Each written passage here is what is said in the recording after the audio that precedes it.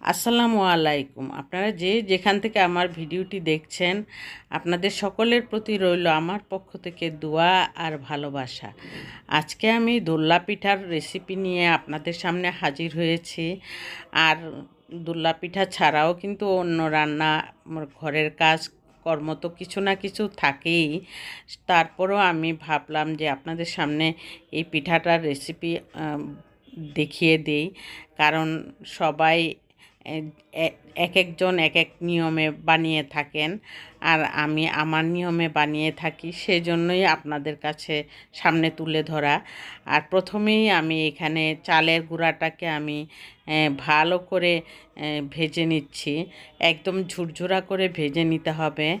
এই ঝুরঝুরা করে ভাজাটা কিন্তু ভেজে নিলে পিঠাটা অনেক সুন্দর স্মুথ হয় এবং নরম থাকে 2-3 দিন পর্যন্ত। আর এই ভাজাটা কিন্তু অনেকেই ভেজে নেয় না, এমনিতেই বানিয়ে নেন। আর আমি কিন্তু ভেজে নিলাম ঝুরঝুরা করে। আর এখানে আমি পানিতে 3 কাপ পানি দিয়েছি।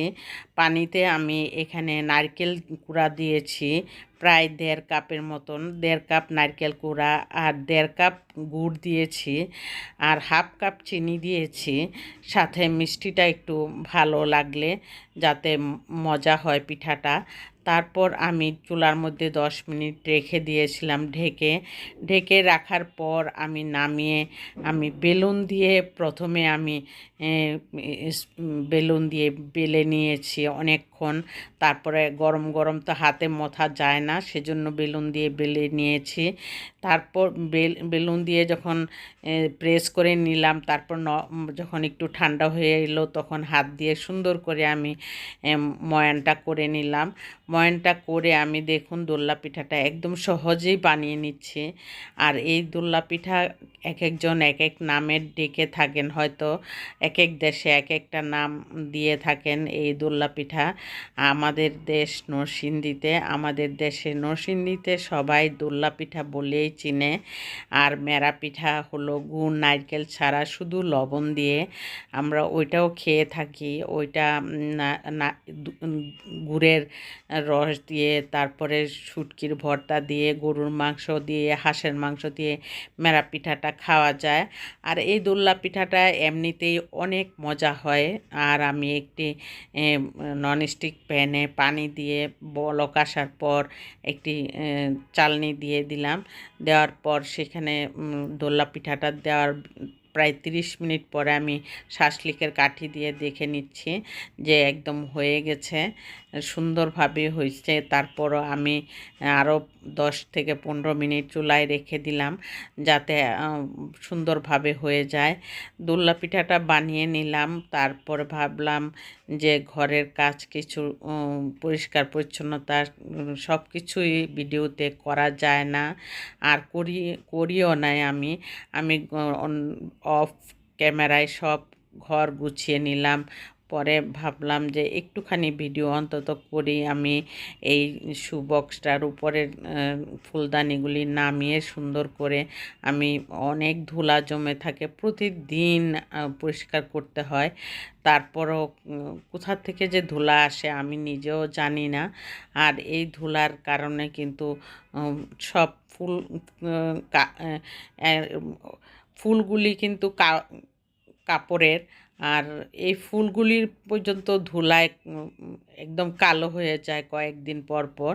তারপরে ধুয়ে নিতে হয়, ধুয়ে দিলে আবার সুন্দর ফ্রেশ হয়ে যায়, মনে হয় নতুন কিনে এনেছি। এইভাবেই আমি এই শু বক্সটা একদম A to Z আমি পরিষ্কার করে নিলাম, কারণ A to Z না, উপর দিয়ে পরিষ্কার করেছি।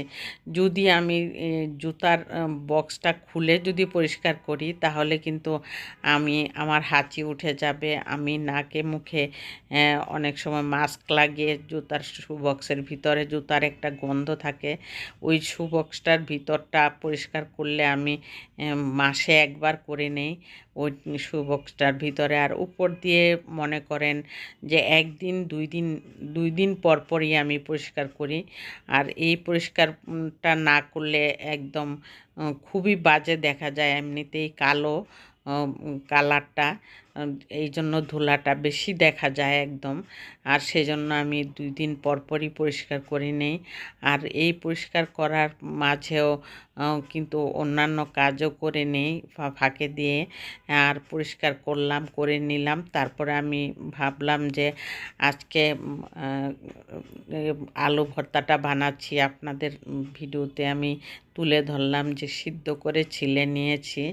ছিলে নেওয়ার পর এখানে পেঁয়াজ কুচি নিয়েছি, ভাজা লাল মরিচের গুঁড়া নিয়েছি, কাঁচামরিচ নিয়েছি, ধনিয়া পাতা নিয়েছি, আর সরিষার তেল দিয়ে আলুর ভর্তাটা বানিয়ে আজকে খাওয়ার জন্য গতকালকের কিছু তরকারি ছিল, চিকেন দিয়ে ফুলকপি দিয়ে রান্না করেছিলাম, সেই তরকারিটা ছিল। ভাবলাম যে আলুর ভর্তা, ডাল তো রান্না করেছি, ডাল আর ভাত রান্না করে নিয়েছি, আর আলুর ভর্তাটা বাকি আছে। আলু ভর্তাটা করে নিলে আমাদের আজকের খাওয়াটা হয়ে যাবে। আর সেই জন্যই আলু ভর্তাটা কিন্তু নতুন আলুর ভর্তা কিন্তু অনেক মজা।